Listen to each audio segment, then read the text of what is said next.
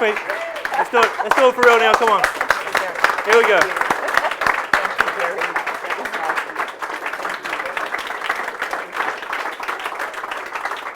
Thank you. Please, have a seat. Usually I get the crowd warmed up a bit before, but... You did well. You did well. Just quickly, guys, tonight, no stupid questions. I don't have to say it. I know most of you, but we're going to vet them anyway. So just go to that. You don't have to download anything. Use that hashtag, and you'll get in there straight away. So it's not the same rules as a Canberra press conference, then? No. Your people had one thing to say to me, and they said, "Don't talk about politics." I guess you get a lot of people put their hands up, try and say something very clever. I don't have any of those things to say, right? So tonight, what I usually like to go back, because this is very much, entrepreneurial crowd. To me, making it all the way to the top leader of the country is just that's what the journey is, right? That's becoming an entrepreneurial journey in itself. So, what were your parents like? I always like to get a bit of context, a bit of background. Yeah, was there a father or mother that was like entrepreneurial or was in politics or? No. That's going to be a short answer. No.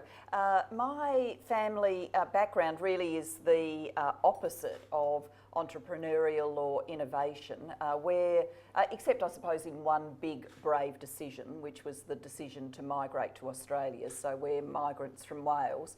And the decision to migrate when my family did it in 1966 was an incredibly big thing. There wasn't Skype, you couldn't make telephone calls regularly. You were going to rely on these tiny little aerogram letters for news back home. And it was quite possible, given how expensive overseas travel was compared with what ordinary people earned, that you might not get back and see your family for a very long time.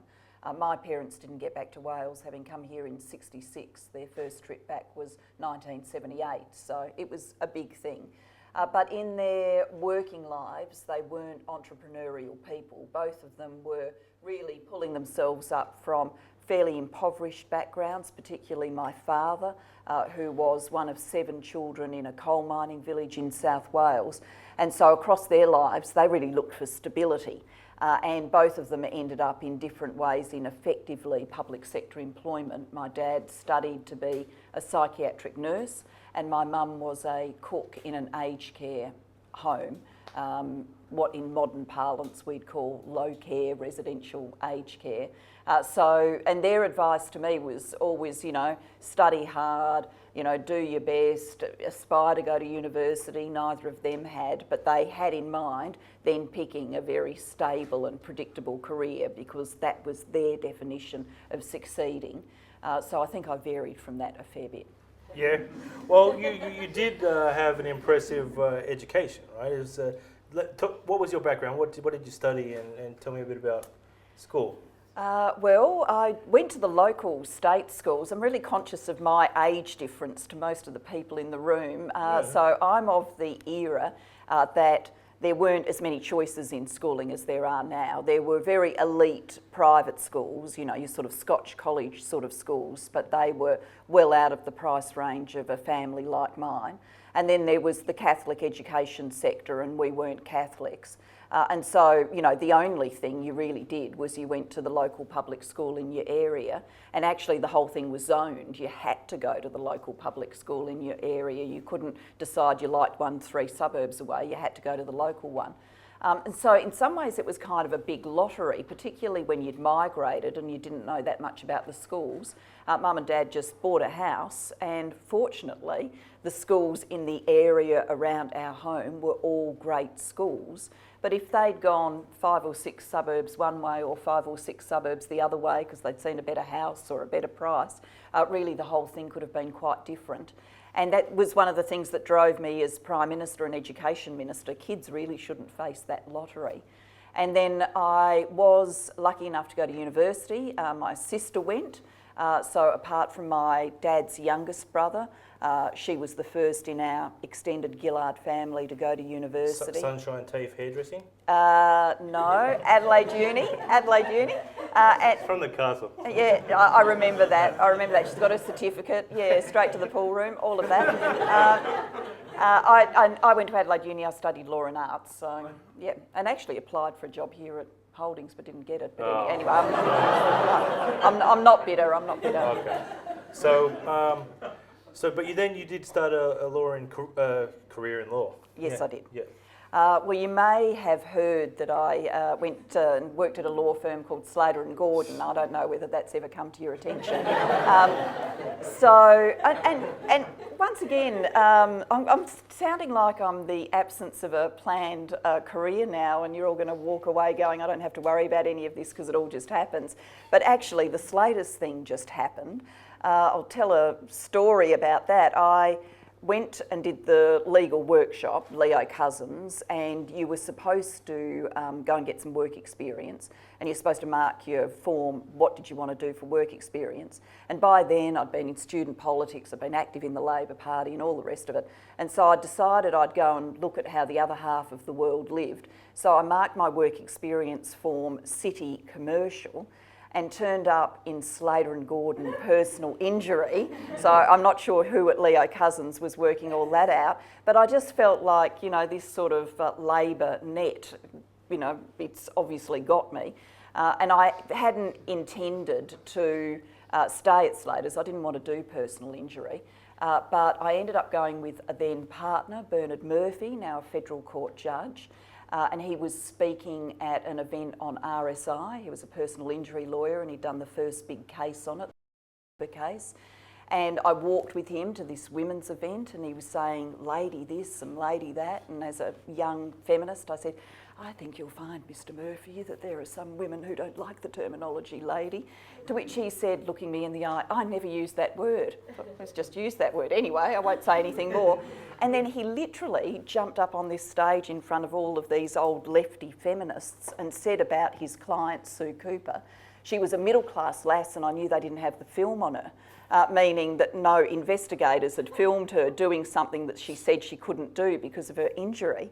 And sure enough, this old feminist, jumped up and said, Mr. Murphy, I really object to that terminology. I don't know if anybody's ever told you that. To which Bernard said, oh, actually someone did earlier this morning. And on the walk back said, we should give you a job. I said, okay. So I went and worked for Slater's for a while. And then, so you said you were quite active in, even at school, in politics and stuff. So how did the transition go from law to politics? It wasn't quite as early as school. There was always politics in my family in the sense that my father was very interested in current affairs and thought it was really important we understood what was shaping our nation and the big issues. And, coming from South Wales, you sort of got to be a Labor Party voter. So he was always a, very motivated Labor Party voter and active in his trade union. He was never a paid trade union official, but he had those values that union matters and Labor matters. And, given how dangerous the coal mining industry used to be, the union had made a big difference to terms and conditions. So I grew up with that. And I grew up with this sense of the importance of education. And then I went to uni, and in the second year that I was at university, there were some big cutbacks to education funding. So I got involved in the protest campaign about that, and it was really that first took me into anything that could look like, small p politics, raising your voice about a, public policy issue. And all of the years later, that sort of started me on the track that took me into the embrace of the Labor Party and ultimately into Parliament. So just knowing you could make a difference early on. Yeah, I mean, the great thing about being involved in that campaign, it's as long ago as the Malcolm Fraser government, and of course we all forgave Malcolm and got very fond of him towards the end of his life. But let me tell you, back then, that government was a pretty conservative government, and it had got there after the dismissal of the Whitlam government, and we were maintaining the rage.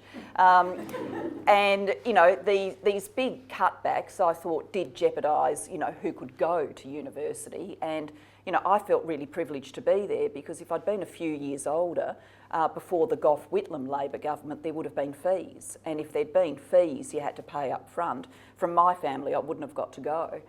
So, getting to go was precious. I thought access was precious. There were these big cutbacks. We had this campaign, and actually the government backed down on not all of it, but some parts of the package. And so that gave me the taste that, you know, if you do raise your voice and get involved, you can make a difference. You know, it wasn't a fruitless campaign, it actually paid some dividends. Brilliant. And so then you kind of hooked, I guess, in the world of politics. What was next? What was the next big milestone for you? Well, I came out of student politics and then I had to finish my degrees because my academic record literally, you know, went and studied really hard. So it starts up here with first class honours, and then I get more involved in student politics, and it's a series of withdrawals and failures. And then I did 2 years full time as a student union official, and that got me to move from Adelaide to Melbourne because I was a national official and then the secretariat was here. So then I got into Melbourne University to complete. So I wanted to complete as quickly as possible and get out into the world of full-time work. And by the time I'd merged into Slater and Gordon, I had it in my mind that I would like to run for a political seat. But in a typical Labor Party kind of fashion, it then took me 10 and a bit years, and I think I'd have to stop and really add this up, but it's at least 3 and possibly 4 failed attempts before I got there. Yep. Yep. And well, that's it's great, right? You didn't stop. You wanted to get there, right? No. So, what was the first big role in the government that was? I should have read the bio. Yeah, I did read. I can send you a book. Yeah. Good. We should have rang the book here. I want to get onto the education entrepreneur stuff, but I don't want to skip. All right, then you're Prime Minister, right? But I want to get there. Tell me how that all evolved, and then I want to talk about your years as Prime Minister and some of the impacts you had, and talk about education. Jumping all over the place. Okay. Yeah. Take it wherever you want. Jumping all over the place. Well, I mean, out of all of those, I got elected in 1998. The first big sort of career break for me in politics, apart from getting into Parliament, was getting into the shadow ministry when Labor was in opposition. And, one thing I'd say about how you plan your career, because this has all sounded completely unplanned to this point, I decided in 2001, after we'd lost the election, largely over immigration issues, asylum seekers, refugees, the Tampa, some of you might remember that, I decided to volunteer to be the shadow minister for that area when everybody else was running a million miles from it because it was so contested and so hard. And I did that because I wanted to roll the dice and thought this will either make me or break me. If I'm seen to make an advance in this policy area for Labor, it'll be career defining in the sense that my colleagues will think I can do the hardest of stuff. If I, take an easier area, then maybe that's safer, but you're never going to stand out. And so I think, rolling the dice around that big policy choice and taking on such a hard area actually brought me into the first ranking of Labor politics. And from that point on, I was then someone who was always viewed as likely to come through for, one or more of the most senior roles in politics. And so that ultimately, the respect I won from my colleagues helped sustain me on a journey that took me to Deputy Opposition Leader, Deputy Prime Minister, and ultimately Prime Minister. One round of applause for that, Colin. This is what I only get to my time to shine once a month, so I take the most of it. So your Prime Minister, reading, I had Ange send me a bunch of stuff about before you came, do a bit of homework. Even in your election speech, there was a lot to do with education as a focus. Tell me about the relationship, why you were so passionate about education aside from your experience at university. Well, from that family background and from that first taste of what anything that looked like politics could be, for me it was all about education. And then when I ultimately got into the Parliament, I was a member for suburbs in Melbourne's west, the city of Wyndham, Werribee, Hoppers Crossing, Melton, Altona, places like that. And, they are, not the only suburbs, but some of the suburbs of this city where people don't get to easily go to great schools, they don't get to go to university, Many of them, don't have anybody in their family who could role model for them what it looks like to succeed at education and to go on to the next stage. And so, my practical political experience also reinforced in me that it's education that's the transformation, and that our society, as wonderful and great as it is, was still tending to provide the best of education to the most advantaged students, whereas really it is the students from the most disadvantaged homes who need the best of education in order to get on.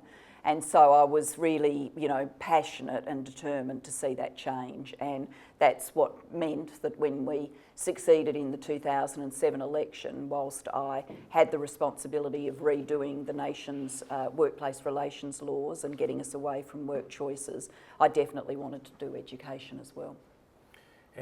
And when did Matt come and knocking on your door? So this is the founder of Ducere here, guys. I think Ducere invited me along to the Israel Chamber of Commerce event where I saw you speak there as well. So that's my background with Ducere as well. So I knew that they were talking about education there as well. So why Ducere? I get it. When it's easy to see when you just see any of the marketing material, the incredible leaders that are on board. But what drew you to becoming the Vice Chancellor at Ducere? Well, you've given me a demotion, the Chancellor of Ducere. Sorry. Oh,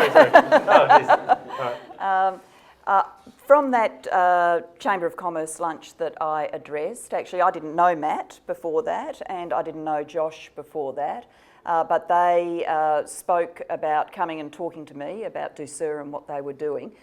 Ultimately, I filmed a global leaders faculty interview, which is why my face is over there on the poster. But then we got into very direct discussions about a role I could play with Ducere. And the things that attracted me to it, from the policymaker's point of view as Education Minister and as Prime Minister, I was well aware of the disruption that was happening in higher education because of technology change and the changing nature of consumer preferences, student preferences, and the changing nature of business preferences too about what they want. And it just seemed to me that everybody was trying to grapple with what's the shape of the future. And it seemed to me that Ducere had really conceptualised something that was going to be part of that future, having the best of global faculty, an online model, but paired with very practical experience in workplaces. So people came out not just with high-level thinking skills, but actually with really practical skills that they could present to an employer. And I was also very attracted to the fact that Ducere, as a business, supports a foundation that is working in Africa on education for students there, and I was already involved in the global education movement to try and make sure that students in countries around the world, the poorest places, get a good education. So it seemed like a great fit. And it's one of those things that the more I've got into it, the more intrigued I've been by the things that Ducere's doing and how they're doing it. I get to sort of see the view from the top, but I'm not the one who's making it happen. Matt and the team's making it happen. But it really is incredibly smart people, truly global citizens who have got a different sense of the world than I ever had at their age. They're, highly connected into this whole global community we live in now, and they're really thinking at the cutting edge about what can give people the skills, the capacities, the entrepreneurship they need to succeed in this age, where, my dad's version of what a good job was, go and get a public sector job and it'll last a lifetime. That might have been a great vision for my father's age, but it's gone now. And it's this, model of education that will, is fitting the age we live in now, where people will career change, where they'll engage in their own entrepreneurship, where that won't be a one-time play. They won't just set up one business and that's it for a lifetime. They'll have to set up a business and then disrupt their own business and disrupt it again to end up at the sort of cutting edge where you can be prosperous and you can have a sense of purpose and a sense of place. I think it's where we kind of fit together well. Is like basically what I'm doing right now is almost a case study of, you know, and that's what we do every month, of the best entrepreneurs, and that's what Ducere does well in saying, like, you want to learn about negotiation, then learn that from Lindsay Fox, or you want to learn about tech, Dave McClure should be teaching that class, not, you know, something that's been passed down for 20 years. It's my little pitch for Ducere. Can you talk a little bit about your role in education outside of Ducere? You mentioned, I'm going to stuff the name of this group up, but some of the impact you're having outside of Australia and worldwide. Yeah. Sure. I kind of have a suite of things that I do now, which is nice, having been someone who's lived many years of their life with the one big consuming job. To be able to have a series of things you put together is a great thing.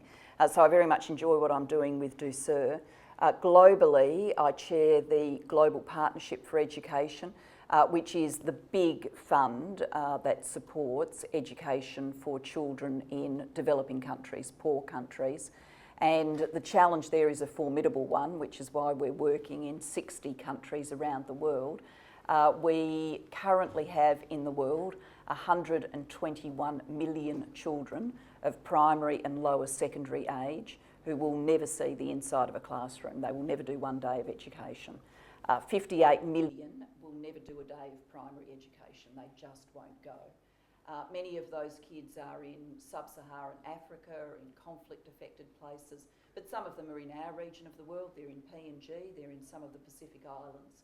And so GPE is trying to work with developing country governments to have planned education systems that get all of the kids into a quality education. We not only help with the planning, but for the lowest income countries, we then help fund a section of the plan. I came on board with that last February, and last June we had our 4-year replenishment conference and raised $2.1 billion for that task over the next 4 years.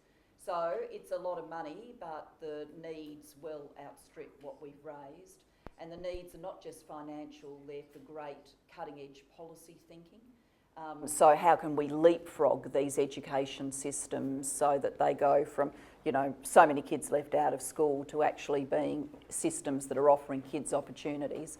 And so the thinking bit I get to do by being a distinguished fellow at Brookings, which is probably one of the most prestigious think tanks in the world, and that's based in Washington. And then I also give some speeches overseas, which I get paid for. You can get paid for public speaking. Who knew? If only someone had told me that 20 years ago. And I am on the Beyond Blue board here with Jeff Kennett. Once again, if someone had told me when I was a citizen in Jeff Kennett's Victoria that I'd end up working hand in glove with Jeff, I would have looked at them like they'd run mad, but we're working very well together on Beyond Blue. And I do some guest lecturing at the University of Adelaide, because I live back in Adelaide now, which is fantastic because it's kind of all care, no responsibility, because I'm not doing any of the marking or assessing or any of those things. And of course I wrote the book. Yes, you did. We should have set something up. I think you would have sold a few copies. I think everyone would have sold. Tell me some of, like, you know, over the years you must have done a lot of travelling. Tell me some of the positive impact you've seen on education over the years and some of these projects that you worked on when you've returned and seen what's happened. Yeah. Well, some of the things that stand out to me, I mean, they actually come from my time in politics as well as my time now with GPE. I mean, the challenges for inclusion are not only in developing countries, they're in some of the world's richest countries. I remember really clearly being Deputy Prime Minister, Minister for Education. I'm in Washington and I go to a school, and you think of your image of Washington, you know, the White House, Congress, you know, all of the presidential monuments and all the rest of it. You think of all of that. And I literally drove a couple of streets in Washington, and within 2 turns of a corner, you'd gone from wealth to poverty. And I went into a school where every child bar one in a school of about 1,100 kids was African American. Every child bar one. And the principal there, who was African American, had taken this impoverished, disadvantaged school with these kids and was leading a program that was getting incredible results. And as we walked through that school, he knew every child's name, and he would say to every child, what is our aspiration, as he walked by? You know, Susie, what's our aspiration? And she would chant that back, excellence is our aspiration. And he was teaching those kids that their background shouldn't hold them back, and making a huge difference. And then at the other end of the spectrum, you know, I've been relatively recently in schools in Rwanda, which has emerged 20 years ago from one of the most horrific genocides our world has ever seen. To add difficulty to already immense hardship, they've changed the language of instruction in their schools from French to English. So you imagine you've been teaching, you went to teachers college in French, you've been teaching in French, someone comes along and says from Monday can you teach in English? Not so easy. So they're doing that, but you would rarely meet such impassioned teachers, and each and every day they teach a double shift. They teach school from 7 till midday, then those kids go home, and then the afternoon kids come in and they teach them till 7 o'clock at night. And they still do it with a real, you know, flair and wanting to do it. So, you know, very inspiring what great leadership and great sense of purpose amongst educators can bring. What element of entrepreneurship do you think comes into this transformation? Well, I actually think in entrepreneurship, the sort of Ducere approach, that you know, entrepreneurship and higher education have collided, and consequently the university world is being very disrupted and there's a lot of change. There's also a fair wave of change in skills acquisition, perhaps not as much, but a fair wave of change. But actually schooling hasn't felt all of that change yet, and we're still, you know, at the end of the day, pretty reliant on the same models of education that were there when I was in school and when, in fact, you know, my parents were in school, you know, classrooms, teachers, that way of instructing. And I think the full impact that entrepreneurship can have on the provision of school education, you know, if the curve is like that, I think we're only here on the run-up. I think over the next few years we will see a complete change in what we conceive of as a teaching workforce. I think it'll have all sorts of different professions and skills, not just traditional teachers, the way in which technology is integrated into the class, the way you can access the best teaching, a bit like we aspire to do, but the best teaching from any school. So you don't have to say, well, if you're in Armidale and you go to the local high, that means that you can't get the best of teaching in physics or French or economics or whatever it is that you want to do your biggest study into to go to university. I think all of this lies in front of us. So it's a great time for creative minds to be thinking about what the shape of that future is going to be. I think it is unimaginable that if we were back together in 20 years' time, that classes would still look the way they do today. They will look very different by then. So how does that start to change in, like, you know, I'm scared for my daughter. I kind of feel like she's going to go to the school, they're going to beat her into submission of being, this is how you got to be, you know, cookie cutter stuff. That's why I love, you know, the entrepreneurial approach. How does it change? How do we change something that's so, you know, ingrained in everything? Yeah, in some ways I think the best of the teachers are actually in front of a lot of the policy makers, and so we've got to find the best way of bringing their ideas through. You know, I'm very taken by an MIT grid about the jobs of the future. So they divide work into manual and not manual, and then that way they divide it into repetitive and not repetitive. And they talk about, you know, where we are with, you know, digitisation and robotics. So I think we're all very familiar with the concept that repetitive manual work has already been mechanised. You know, that's the factories that have moved to machines rather than people.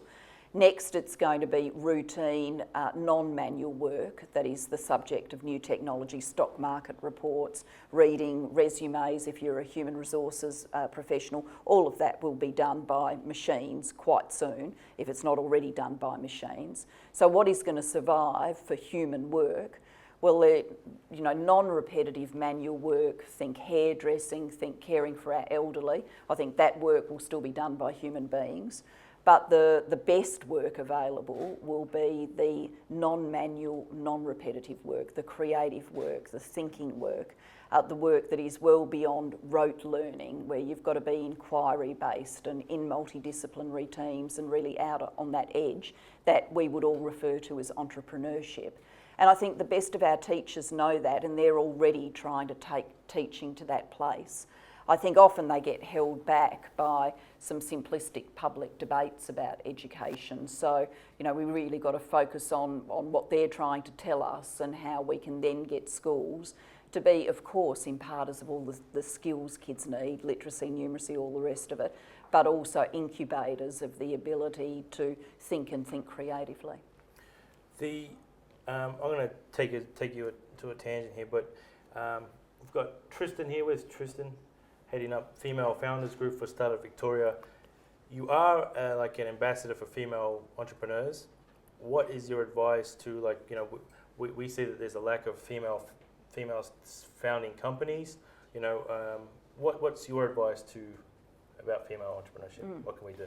Well, certainly my advice would be go for it. I'm in some ways not surprised that we've got that issue, that there are more male entrepreneurs than female entrepreneurs. I think that's a set of things about our business and finance community that we've just got to get over, which is the historic male biases in business and in finance, which means the networks that share ideas and share, access to the things that can promote someone up.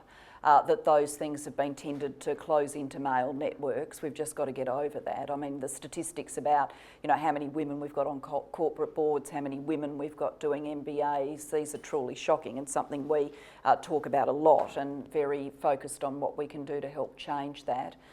So, we've got to get over that bias. I suspect for some women, the things that hold women back are those network disadvantages, some structural impediments, particularly by the time you're trying to balance work and family life. I also think there's, some things that women don't put themselves forward as often as men. Sheryl Sandberg's book Lean In, I think, is very persuasive on this. And so we've got to be offering, mentors and role models that help women to, find the capacity to say, yes, I can do that, and to take the risks. But I think that this is a, wonderful time of change. I mean, the very fact that I was Prime Minister is telling you that change is possible, and I think the rate of change will actually be quite quick. And once again, if we, got back together in 20 years, I think we would be able to look back and see quite startling differences in the statistics about women in the workforce, women in entrepreneurship, women in corporate boards, women in MBAs. I think we're going to have the 20-year reunion. Yeah, that's right. It's a date. I'm going to take a couple of questions here. There are obvious and big investments in innovation. Just need some education themselves here. In tertiary education sector, what about primary and secondary? How to change that for the better? Yeah, I think that really is, almost a question I'd throw back to the audience, in the sense that I do think that there are good teachers who are thinking about this, but I think there will probably be some entrepreneurs, businesses who think through creative solutions that then get taken up by schools.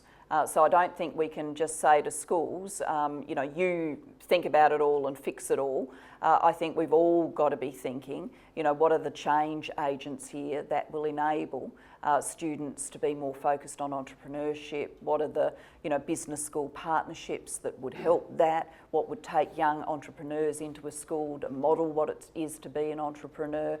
What enables kids to get familiar with that word? One thing I really, am very applauding of, the whole, sharks, dragons, all the rest of it, the shows that we see on our TV now, where, you know, you've got someone pitching an idea and people with money, you know, and it's all Australian Idol style, you know, one's a nice judge, one's a nasty judge and so on.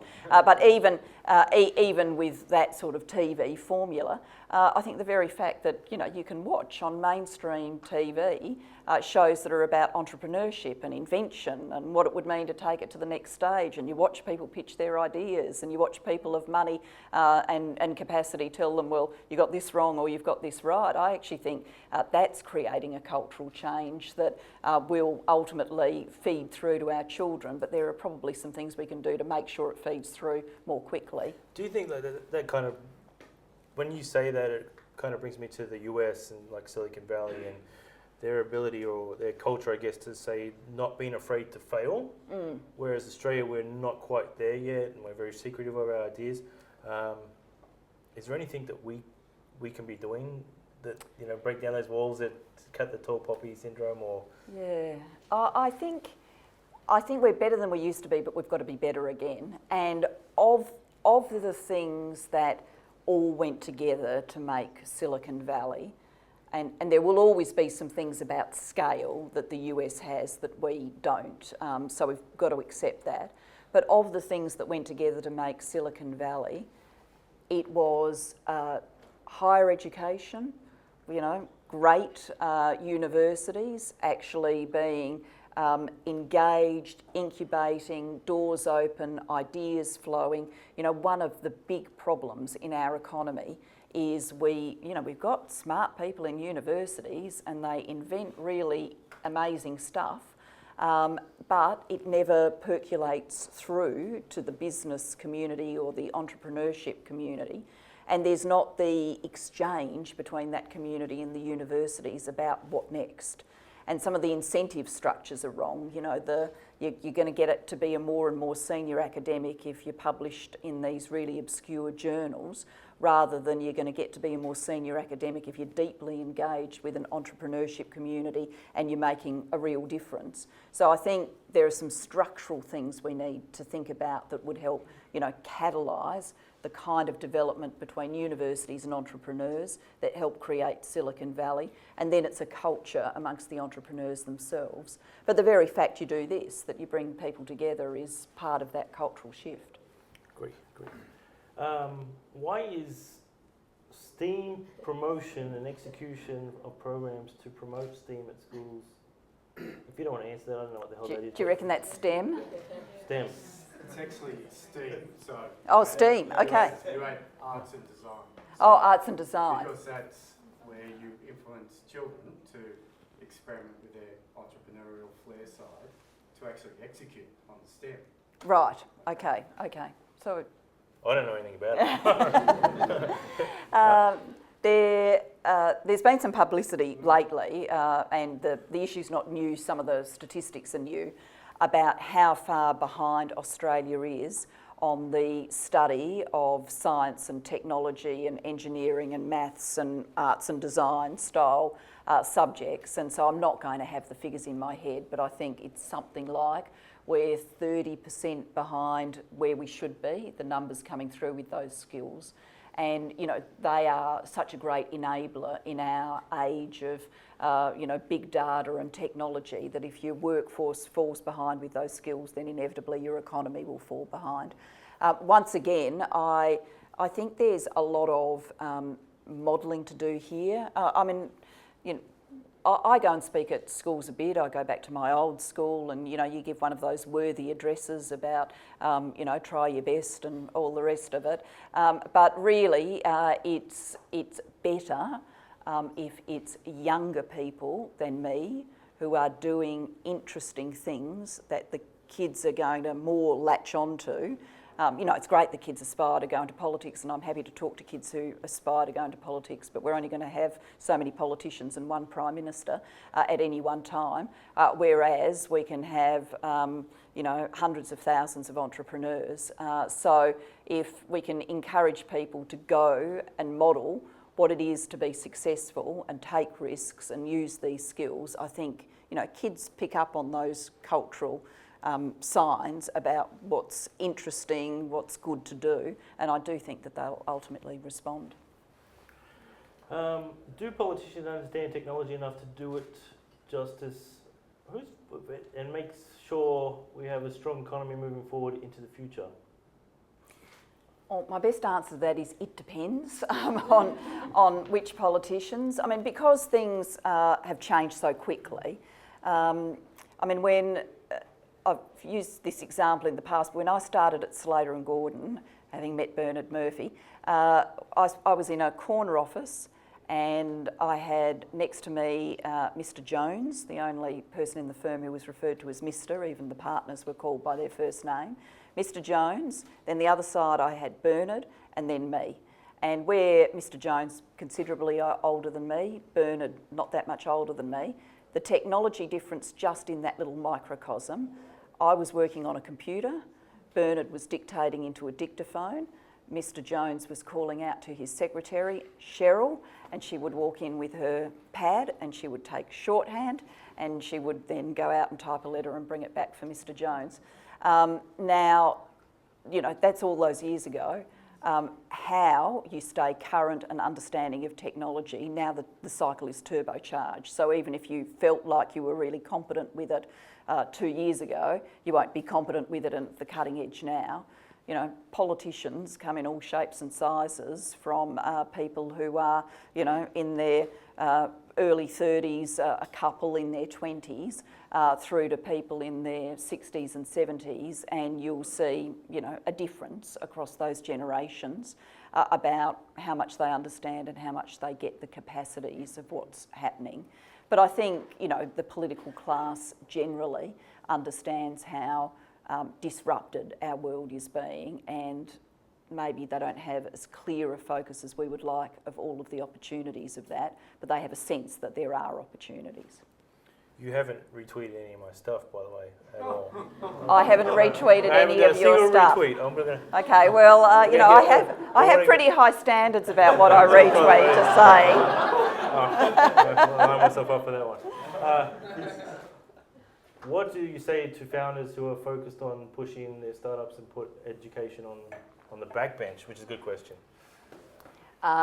It's a strategy that can only last for so long, and then it's going to fall over, because it really is this sort of battle between, you know, what's urgent and what's important.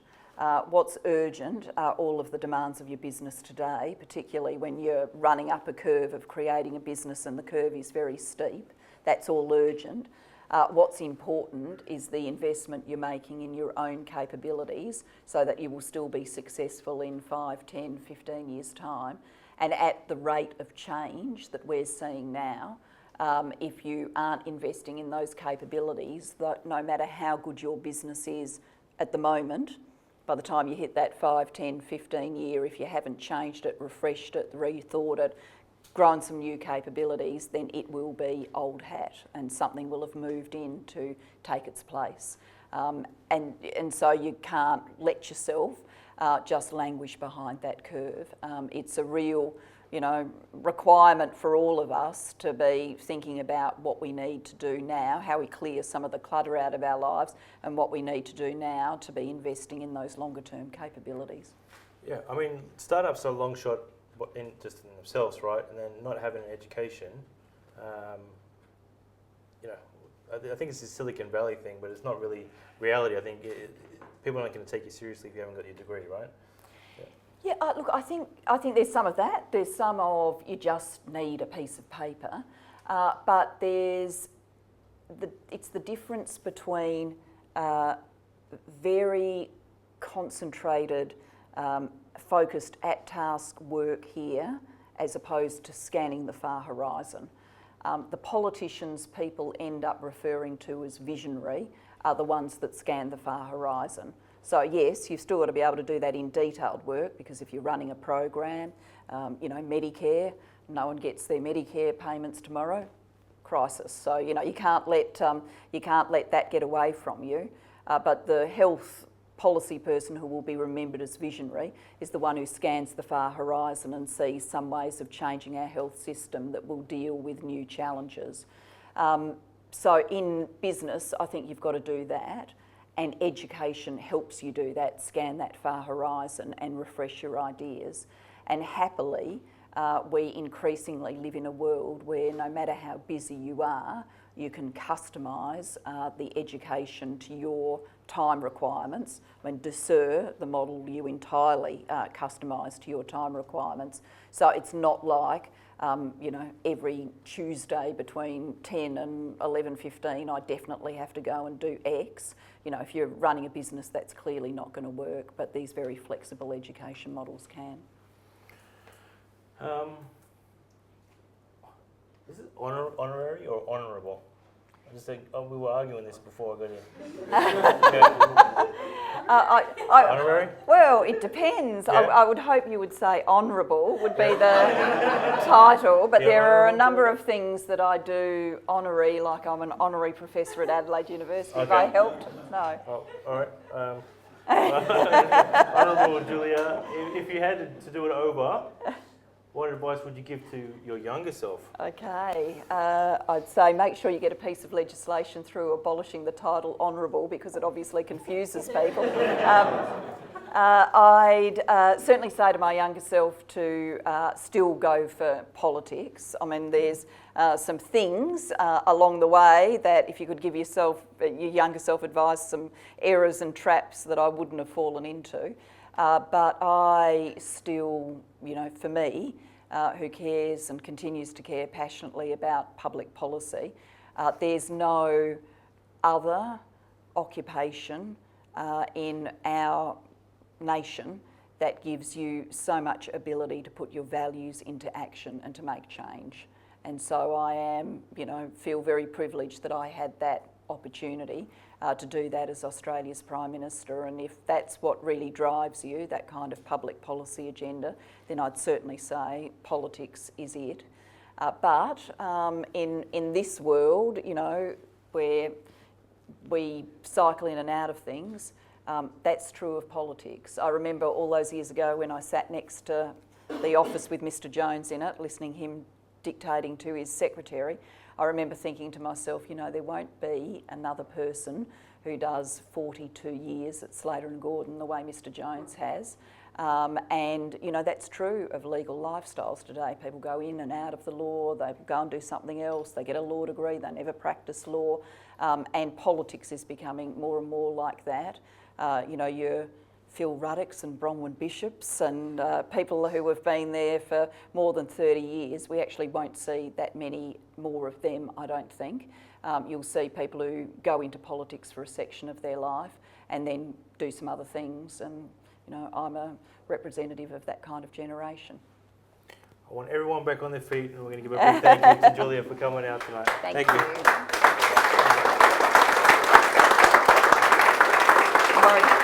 Thank you. Just quickly, we've been doing this for the last few times. If you don't mind, Julia, we're just going to say, without pitching everyone here, if there's a way that you can help everyone in the room, just tell me real quick how you can do that. I'm good at social media. If you need help with social media, come see me. Quick plug your business. There you go, Omar, let's do it.